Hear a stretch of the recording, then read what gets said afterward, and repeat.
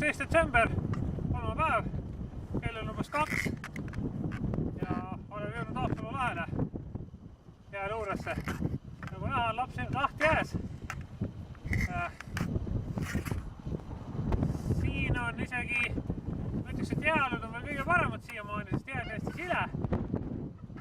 Jääd on päris palju, nii kaugele kui silm ulatab. Ja jää paksus on umbes 10 senti.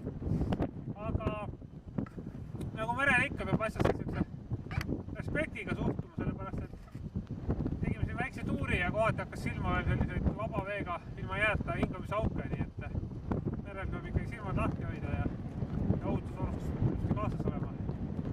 Aga jää on muidu sile ja uisutamises olud väga head.